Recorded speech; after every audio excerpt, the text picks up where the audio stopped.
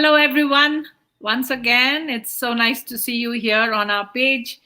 And today we welcome a very special guest, Michelle, who is really, I would say, enthusiastic and passionate about what she does.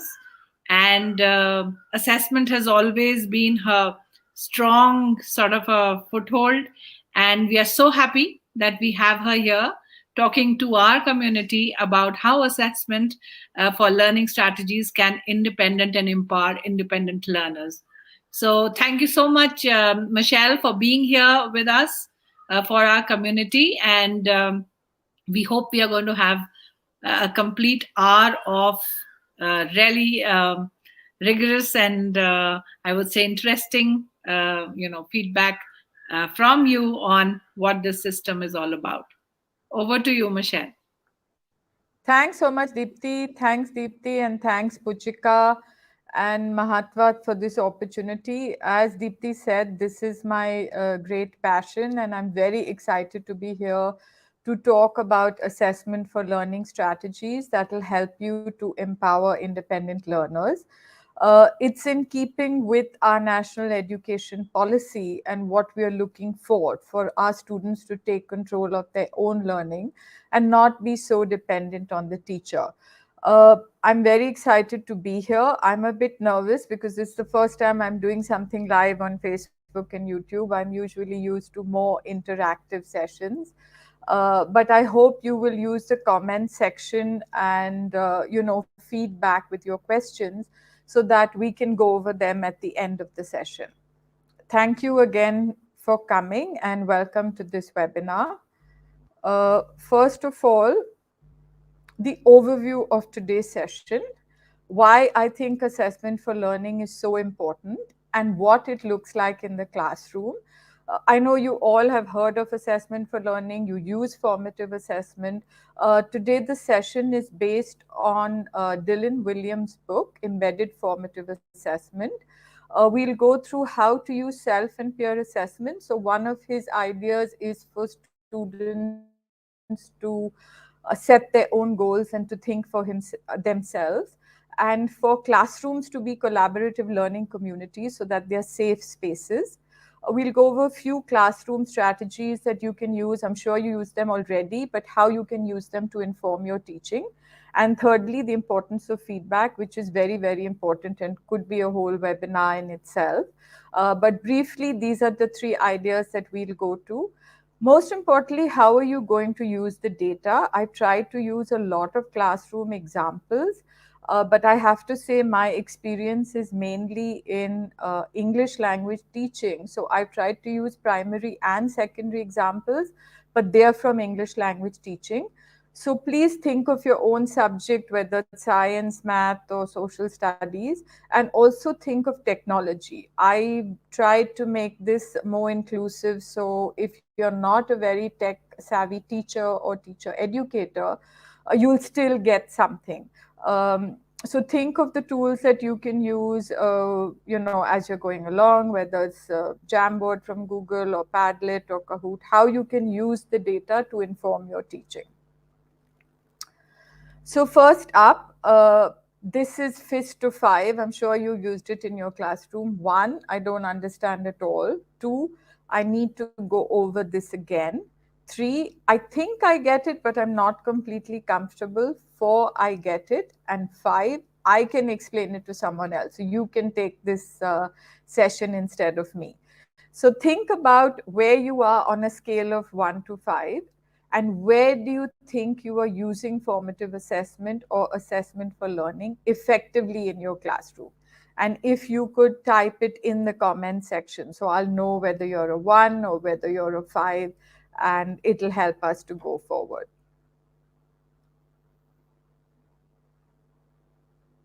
Do we have any responses, Puchika? Not yet, ma'am.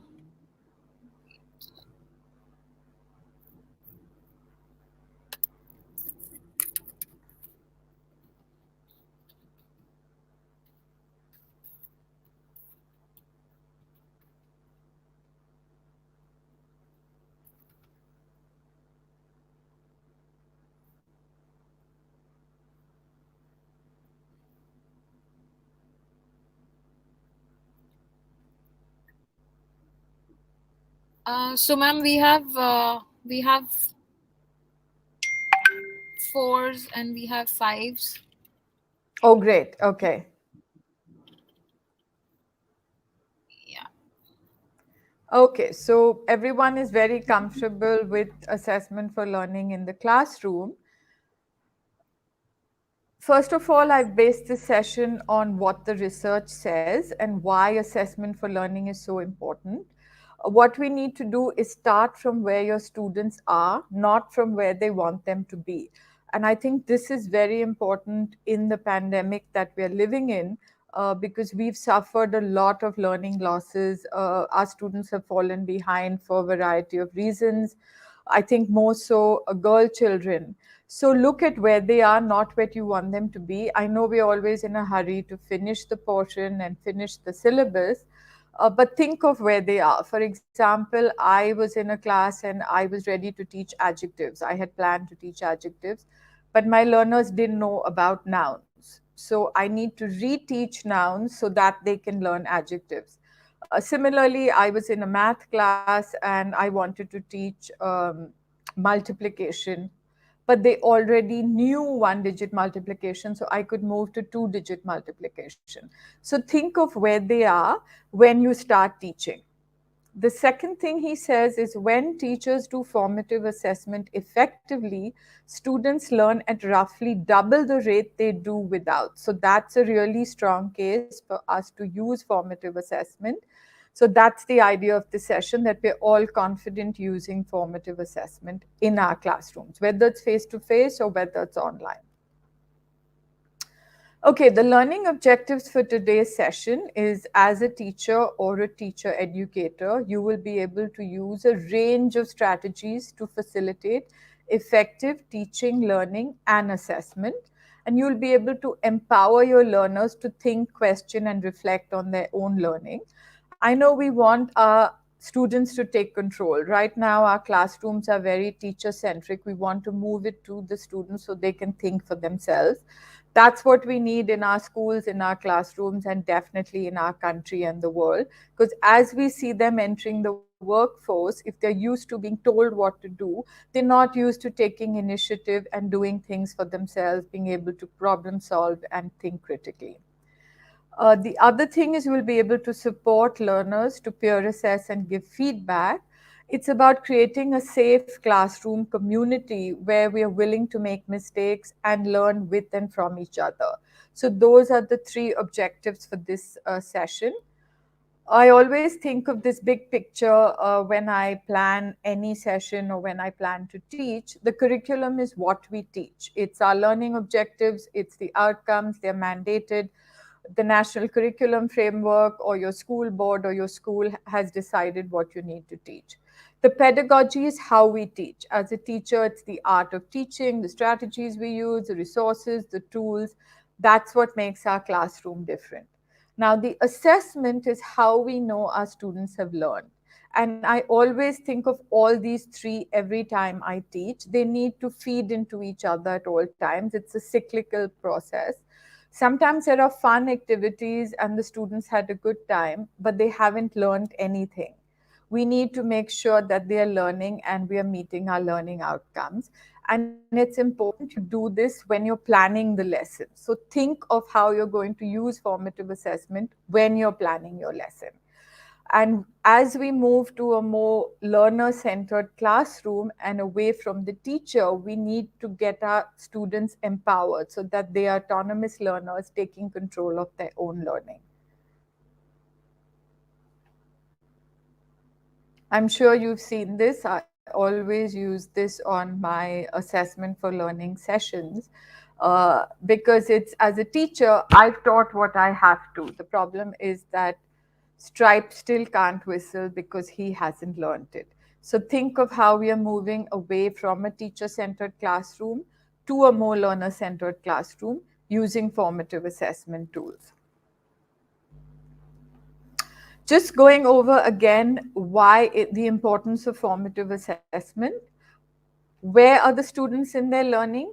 Where do they need to get to? How are they going to get there? And each child is very different, so we have to personalize the learning experience for each of them.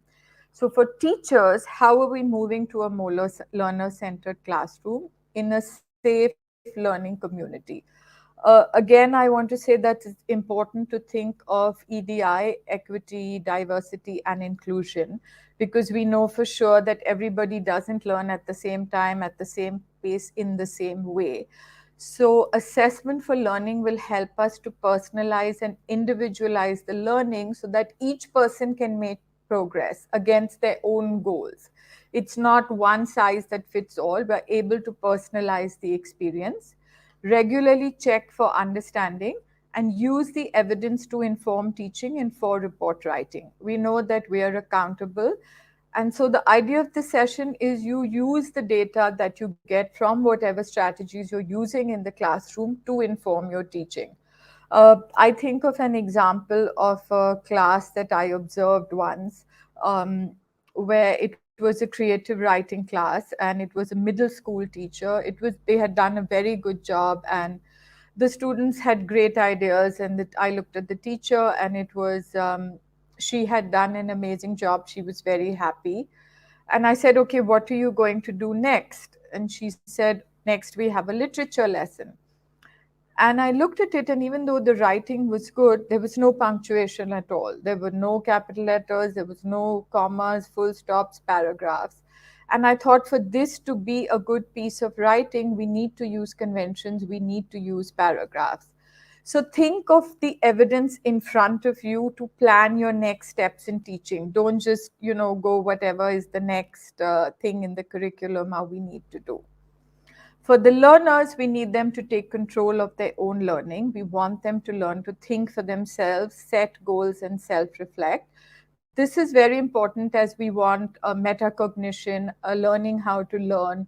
It's in the new national education policy, and it's something we have been working on. So I know how I learn, I know how to set goals, I know how to self reflect. And then with peer assessment, working in pairs and groups, this is creating a classroom community, which is a safe learning space.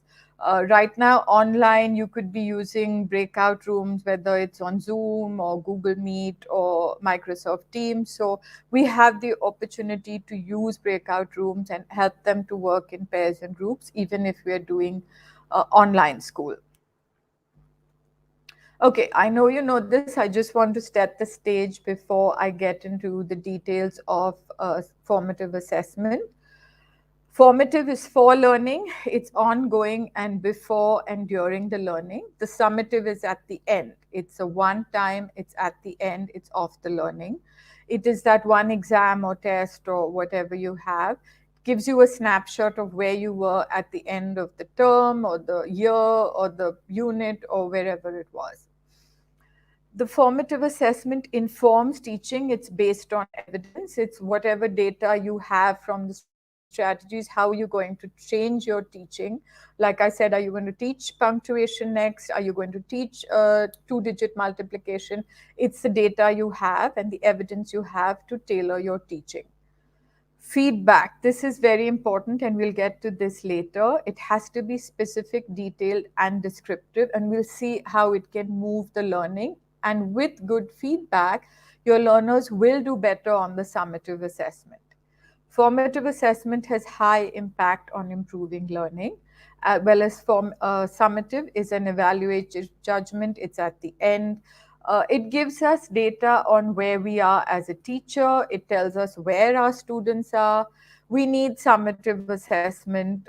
It tells us how our school is doing, how our district, our state, and our country are doing. So we do need the data from summative assessment. It's how you use the assessment for learning in the process to get us there so that our learners do better on the summative assessment. I just wanted to make that difference and set the stage for what is formative and what is summative assessment. You could use the same test, for example, both summatively or formatively. For example, you are teaching times tables, and you give a test, and somebody gets 60%. And so that's his summative grade, that's his grade for the exam. But if you look at it more closely, you can see that he or she has not understood 7 times tables. So if you use that data, then you can reteach 7 times tables so that when you do the summative assessment, that learner will do better. So it's how you use the same assessments formatively or summatively. First of all, we are going to look at using self and peer assessment. How can we do this? First of all, share the learning objectives and the success criteria. If possible, create this with the learners. Let your students know what they are being assessed on. And again, you can do this in the beginning of the school year. You can set up these objectives. In language learning, we can do it for reading, writing, speaking, listening. So they know the outcomes are and they know the expectations from the beginning of the year. If possible, create the criteria with them, put it on the board, on the screen, let them write it in their notebooks, pin it if you're in an online classroom. At all times, they should know what they are being assessed on. This will help them with their learning. So, for example, the students will be able to explain and use vocabulary words orally and in writing. Students will be able to ask and answer questions about the text orally and in writing using complete sentences. So if I answer in single words, I know that that was not required. I need to use complete sentences. So this is a language assessment. So I need to use complete sentences. At all times, they need to know what the expectations are, what the learning objectives, what the success criteria, whether you use checklists, whether you use rubrics. You need to set it up. You know your learners best. You can have it online. They can pin it on Jamboard. You can use it on Padlet. Whatever tools you're using, you can make it fun. But they should know what the learning objectives are. A couple of more classroom examples, one from primary and one from secondary. The learning objective is paragraph writing. I use capital letters at the beginning of my sentence and suitable punctuation at the end. I used adjectives. I checked my spelling. I used connecting words. For secondary learners, the learning objective is story writing. I'm going to leave you to read this and I'm going to have a sip of water. It's just for you to think about how your learners are, where they are, and how you can set the success criteria for them.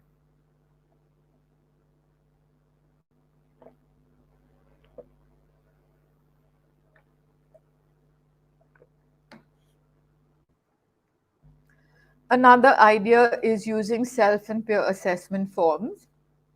Again, we've gone very used to using emoticons and a lot of smiley faces and things. So for young learners, they can put 2 smiley faces if they think their writing was very good. If it was good, 1 smiley face, and a neutral face, it was not so good. If they think it really needed a lot of work, you can put a sad face.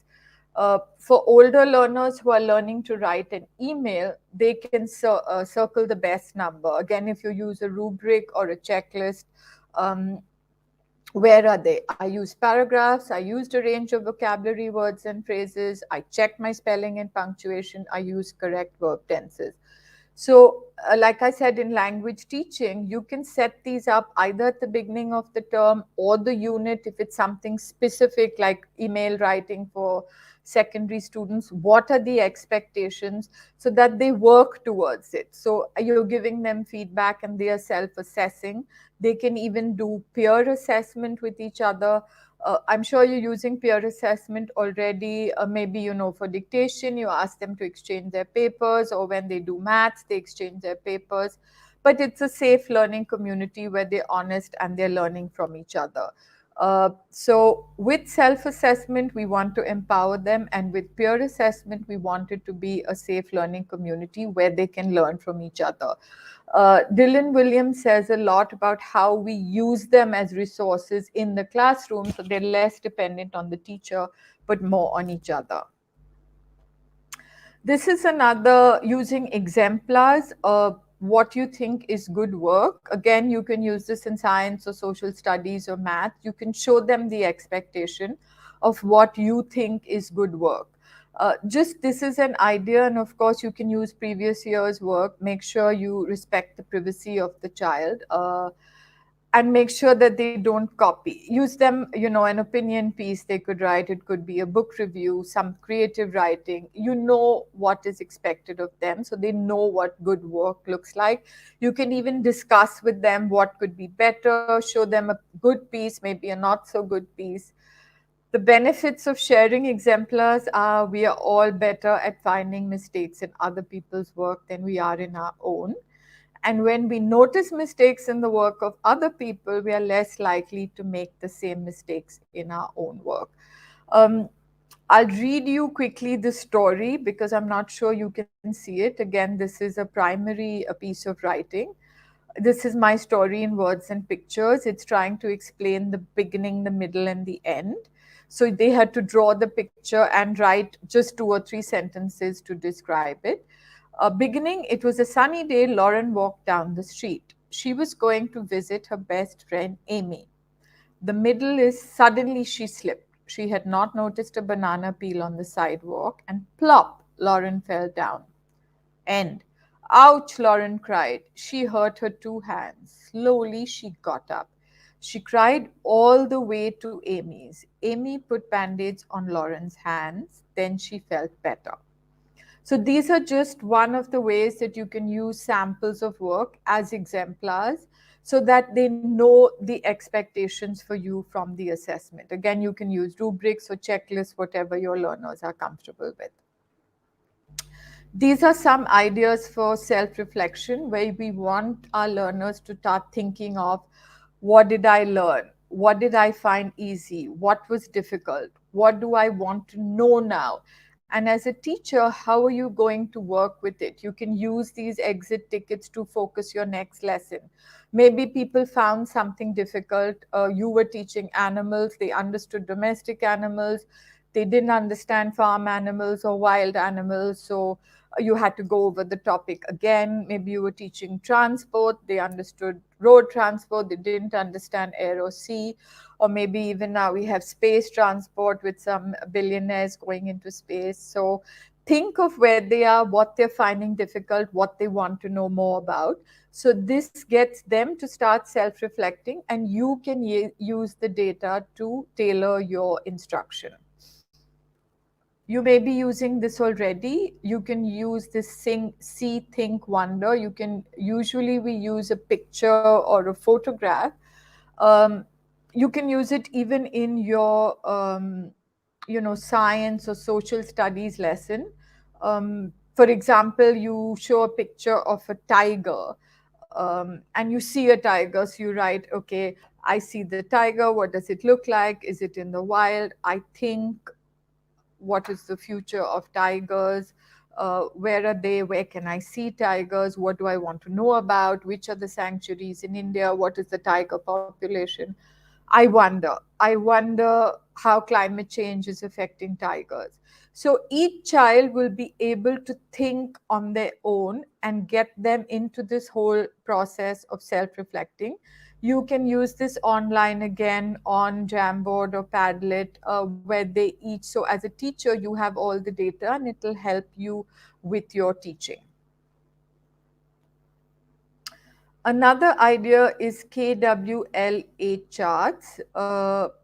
You may be using it, you may not be using it. Just to go over it briefly, K is what I know. So at the beginning of the topic, we give these to them. It could be a Google Doc or it could be in their notebooks. What I know so far, what I want to know. So we are entering the lesson and what do they know already? What do they want to know? Maybe it's about story writing. They want to know how to write, how to end the story, how to conclude, how to develop the characters. That's what they want to know. At the end of the lesson, they have to fill up the columns on what I learned and how I learned it. And this how I learned becomes very important. It's did I learn by listening to the teacher? Did I learn by watching a video? Did I learn by talking to my friends? Did I learn by reading some other work? And it's this whole metacognitive angle that we want to empower our learners with. I'm going to read from the National Education Policy. The key overall thrust of curriculum and pedagogy reform across all stages will be to move the education system towards real understanding and towards learning how to learn, and away from the culture of rote learning as is largely present today. So this KWLA charts and I see, think, wonder, all these will help them to start reflecting and thinking, and for you as a teacher to know where they are. Next, we're going to look at setting goals. This is for myself. How do I set goals? What is my goal? How will I achieve it? And what are the mid and end year reviews? It could be at the beginning of the year, the unit, the lesson, the term, whatever. The goals can be specific to a topic, or they can be overall. Again, it could be reading, writing, speaking, listening.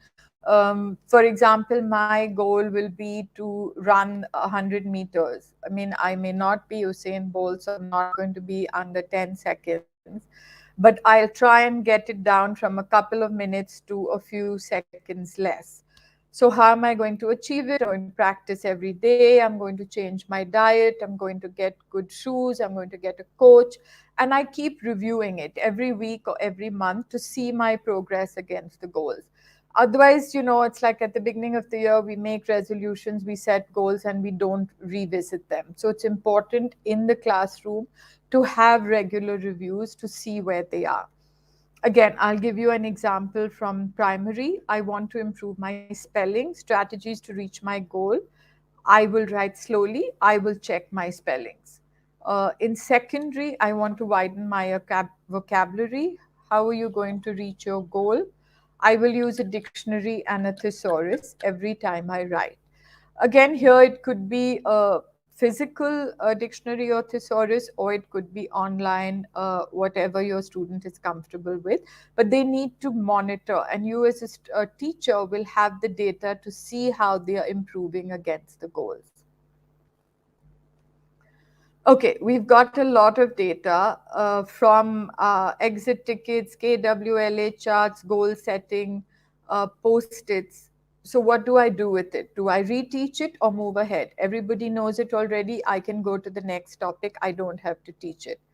This is very important. It sounds like a lot of hard work, and it is.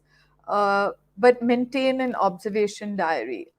You can just have an old-fashioned register where you have all the students' names, you have the unit and the date, and you write down where they are at the beginning and where they are at the end. So you have this data for yourself and for the learner, and you can use it for your even your report writing. You can use Google Sheets or Excel or whatever you have, where you have it more high tech, and you can see the improvement in your learners, and you can plot their progress. Also, it helps us with this building an inclusive classroom where we make sure all learners are able to engage with the learning. So we use visuals, we use graphics, we use music, we use drawing, singing, dancing, whatever it is, so that we make sure our classroom is inclusive. They can talk to each other, they can work online individually, whatever they need, but use different ways of teaching so that all learners are engaged. Also, differentiation. This data will help you with differentiation in your classroom. For example, somebody already knows multiplication, you can give them more complicated word problems. They could be working in one group. Somebody hasn't really figured out the link between addition and multiplication, you can work with them in one group. Or you can have mixed ability groups. So all this data is going to help you to inform your teaching and empower your learners.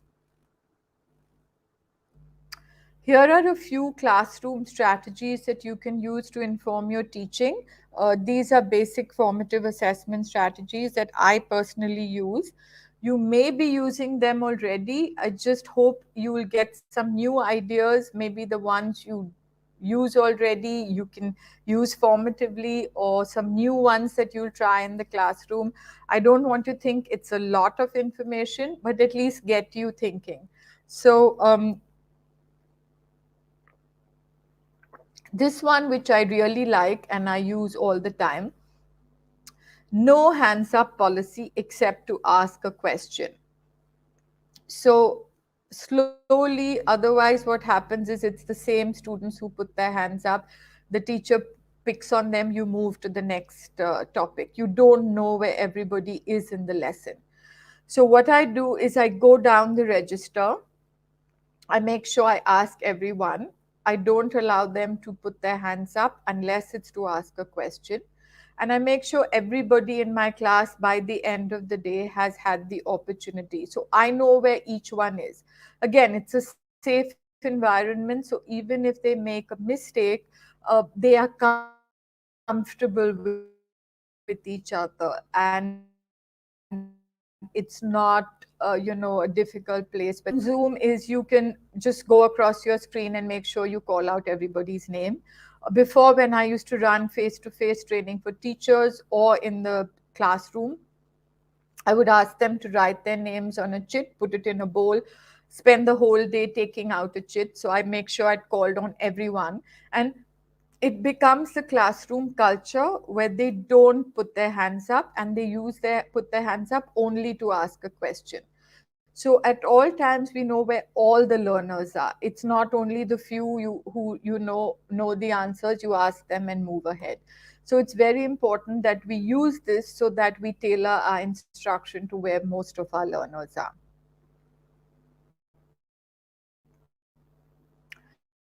Think time and wait time. This is again very useful and important. And then you wait 30 seconds before you ask the learners to respond. It gives them time to process their thoughts, and it's not the first thought that comes to your mind. I think also we've noticed that everybody processes in a different way and everybody takes different ideas in their own way. In online school, we've noticed that some of the kids who used to speak a lot in the classroom, they don't talk so much. And other kids who were shy, maybe in the classroom, they are able to talk online more confidently. So, giving them think time helps them to get their thoughts together, refine their thoughts. Then you talk to a partner. Again, online, you can put them in a breakout room where they can talk to each other. They refine their thoughts. Either they write it down or they speak to each other. And then we have a whole classroom sharing. So, this is, I'm sure you use it, but just use it formatively. Questioning, lots and lots of ideas on how to use questions. Make sure they're open ended questions. You don't want just yes no answers, because that helps it just recall. It's not really thinking. We want them to be able to justify their answers, why they said that, why they think that. It'll also help you to guide your instruction. I use this bouncing questions a lot so that it doesn't become teacher centered, where I know all the right answers. For example, I ask Manju a question and I don't say whether the answer is right or not. I say, Alka, what do you think of it? And then I get people to agree or not agree with each other and then defend their thinking. This way, we minimize the guesswork and we know if they've really understood or they haven't understood at all. So, different ways, there are many, many ways of looking at questioning, but make sure they're open ended questions so you know where your learners are and they can defend their thinking. Fist to five, we used it in the beginning, and I don't understand it all, or I can explain it to someone else. Very easy. You can do it online or in the classroom. You can make groups where five teachers one and two, threes, they discuss with each other. So, different ways that you can use it. Um, this you must be using as well. Thumbs up. Yes, I got it. No, I'm not so sure. Sorry, I didn't get it. Again, you can use it in the classroom or online, where you can see that screen. I can do this. Yellow, I'm not so sure I'm getting there. Red, I haven't got it. I need help. If there are lots of reds in your classroom, you'll need to reteach. if there are only greens in your classroom, you can move on to the next. So there are many ways you can use this. They can make cards, they can hold it up, they can keep it on their desk. You can use it for younger kids, older kids. They can again use smiley faces with green, orange, red, whatever works for you. Just very quick strategies to know where your learners are and how to help them to get to the next stage. Okay, how are we going to use the data to inform our teaching? We can make pairs and groups. So the green will explain to the red, orange will discuss with each other. Or we can use differentiation strategies and resources for different groups at different levels. People who like to talk to each other, they can discuss in a group. People who want to work on their own, they can be on their own. People who need to watch can do. So different ways of learning, as long as they know how they learn, which is very important. That's what we can use with the data. So far we've been through self and peer assessment and quick classroom strategies. Now the third point is the importance of feedback. Uh, so the most important paper we have right now is Hattie and Timperley's The Power of Feedback. And they say the most powerful single modification that enhances achievement is feedback. The simplest prescription for improving education must be dollops of feedback. So they did a seminal paper. It was a lot of meta-analysis, and they came up with this at all times as teachers and as learners. Where am I going? What are my goals? How am I going? How am I making progress against these goals, and where to next? So if I have a big goal, which is to write in a whole story or to run the 100 meters in less than uh, 2 minutes, what are the steps I'm taking? How am I measuring progress so that I can get to the goal? So you can have bigger goals for the whole semester or the whole term or just for the unit, and work on strategies for learners to get there. One idea is for you to use sandwich feedback. You must already be using this. It's a very easy technique. You can model it in your classroom and then also get your students to use it with each other. Um, First is positive feedback. I like this because it tells an interesting story. Constructive is how to improve. You have used many verbs, but you need to make sure they're in the right tense. Your writing is very clear and concise. So you sort of sandwich the feedback. It's important that the teacher models it, and then slowly your students can give feedback to each other once you've created the community. Again, you can do it in the beginning of the year so that you have these rules and you have your classroom environment and you take it forward. Peer feedback, they learn to look at specific points. Again, you can use your peer assessment sheets where they have a rubric or a checklist and they go down spelling mistakes, past tense verbs, etc. Example, during a speaking activity such as role plays and presentations, ask them to give very specific feedback. What was the most interesting? What was the most difficult to understand? How the speaking can be improved? They can use this for self-reflection, also for peer reflection and peer feedback. Another strategy, very simple, we use this often, make pairs. If it's online, you can put them into breakout rooms. Um, 2 stars and a wish, 2 things you did well, 1 thing I wish you did. Again, an example from a speaking task. You have very good vocabulary. I love your ideas. I wish you would work on your fluency. Um, so think of these when you're giving feedback. There's a lot more in feedback, but I'm just going to give you a introduction, and as you use it, you will learn as you go along. This is very important. If you're giving formative feedback, don't give the marks. Spend time crafting helpful comments are therefore wasting their time if they also give a mark. The students who who get high marks feel they don't need to read the comments, and those who get low marks don't want to. So when we're giving formative feedback, just give feedback, don't give marks. The formative feedback is going to help them get better marks on the test or the summative exam, but don't give marks and feedback in a formative sense. His other quote is, teachers would be better off just giving marks. The students don't learn anything, and it'll save the teachers a lot of time. I know teachers are thinking, if I have to give formative feedback, how much time is it going to take me? I have a lot of students in my class. And I know that's true, and I know it's a lot of work, but you will see the improvement on the summative. You'll see your learners making progress and do better. So the comment only marking, the comment should be specific. It should give the learner feedback to improve, strategies on how they can get better. Ideas like good job, great job, do better next time, they have no impact on learning. They need to be specific. They need to know how to improve.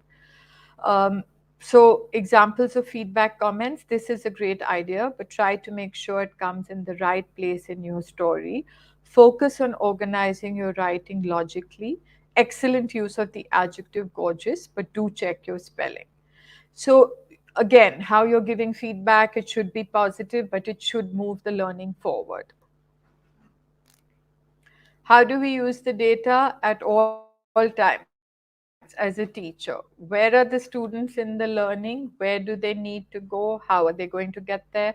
For the learners.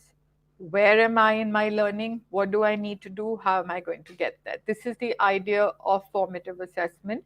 We have to do better on the summative assessment, but at all times I need to be able to self-reflect on where I am and where I'm going to go. For the teacher, you're gathering evidence for report writing. You're writing it in your diary or your journal. You're using the data to plot progress.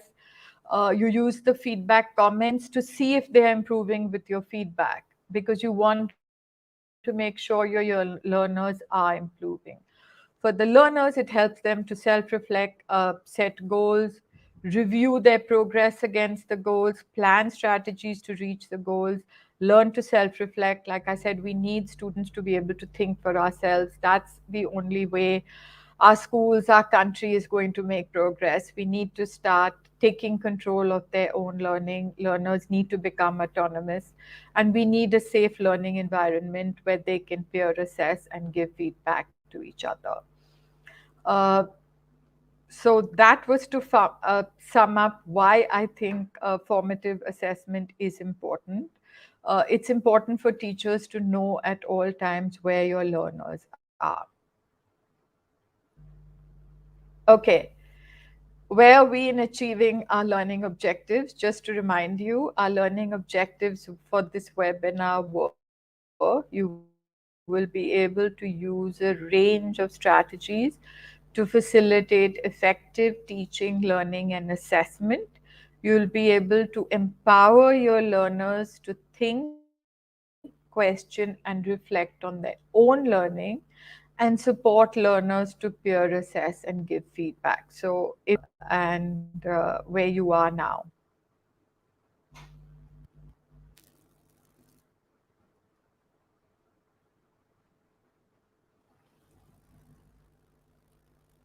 Puchika, do we have any answers?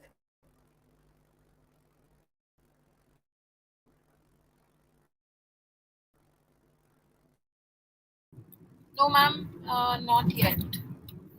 We okay now we have a 4, and I believe people are writing. Yeah, ma'am, we have a lot of 4s and also 5s. Ma'am, Sorry, I didn't hear you. Yeah. I said we have a lot of 4s and 5s. Okay, okay. Thank you. So, thank you again for coming. These are some ideas. I'm sure you have a lot of your own ideas that you already use in your classroom. Uh, just if you could use one or two of these and see the progress. and just start thinking of formative assessment when you're planning your lessons. So you know which strategy you're going to use. We've been through a whole range of strategies today. Think of which strategy you're going to use, plan it in your lesson, and make sure your lessons are inclusive so everybody is making progress.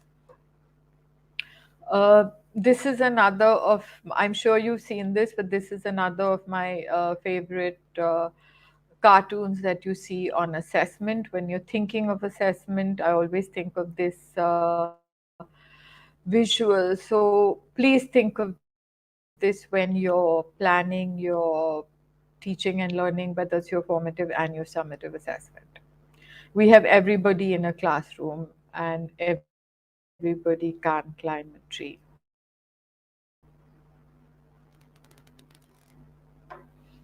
If you want to do some further reading, these are just some places that I have referred to. Like I said, Dylan Williams, his work Inside the Black Box with the Paul Black.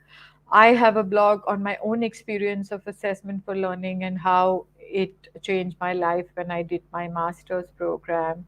It's on the British Council website. And here are some other ideas of running jigsaw readings, using self and peer assessment.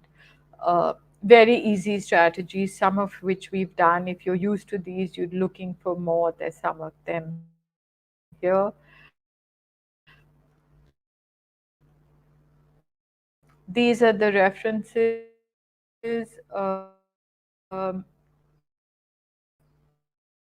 William, Hattie and Timperley and Black and William.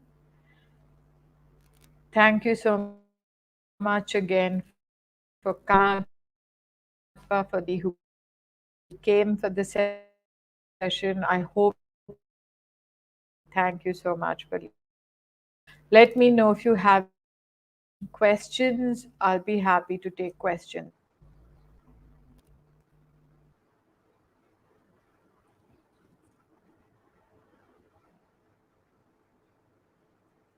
I can't hear you, Deepti.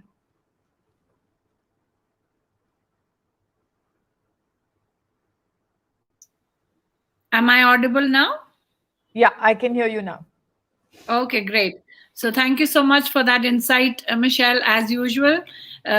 We've had some lovely times just for the information of people who are looking at this broadcast right now. Michelle and I worked very closely for the Royal Bhutan Academy, wherein we she worked very, very, intently on the assessment piece, and I worked on technology. So some fond memories there, Michelle.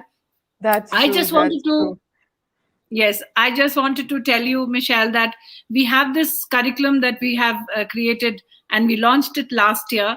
And hearing you was a double endorsement that what we are doing something really, right. We are focusing a lot on ipsative assessment. So I challenge my own self to get better rather than comparing with Arjun or with Nirja. So it is about me competing with my own self. So, holistic assessment, looking at formative assessment, looking at self assessment, a lot of the strategies that we are doing, I think, is in sync with what you spoke today and very well synchronized with what NEP wants the schools to do as well. Yes, So, yes, slowly yes. and yeah, so slowly and gradually, I think, you spoke about giving a very specific feedback. So you will be very happy to know that some of the participants here and the schools that we are working with, they are recording feedback for the children. So the teachers don't have to write too much, but an audio That's a message great goes idea. out.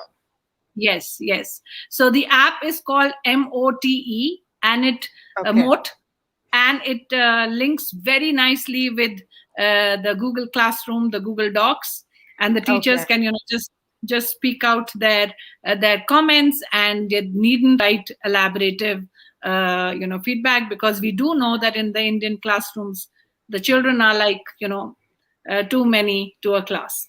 So I think what we take away from your session is that we have to get the children self-regulated. We have to get them to become autonomous learners, and the CREATE curriculum is doing just that. So CREATE is an acronym, and our insight is responsible for their own learning. So thank you so much for being with us. There will be some questions, I'm sure, on Facebook, and you are following us. So we would be really grateful if you can answer some. We will also try and answer those questions. And it will be, it will be really amazing if we can, do something more expansive than what we did today, and maybe do a roundtable of a few people with you. And we would like to pick your brain on that. Sure. Because I think the new education policy is really giving the momentum that we needed all this time. And the more of us who are sort of spreading the word, the better, because we really have to make this change. It's not going to happen overnight, but few of us have to keep sort of plugging at it. And that's the only way that we're going to be able to really change the education system and move away from just competitive tests, exams, and things like that, which we need, but we need them to start thinking for themselves. So absolutely. So we thank you for being the pioneer and the front runner in all of this, Michelle. Some 8 years back, I remember these discussions over lunch in our office. So thank you for being you. Yeah. Thank you, Deepti. So thank you. Okay, thank you so much for coming over and talking to our community, Michelle. Thanks a lot, Deepti. Okay, bye-bye. I'll see you again soon. Bye-bye.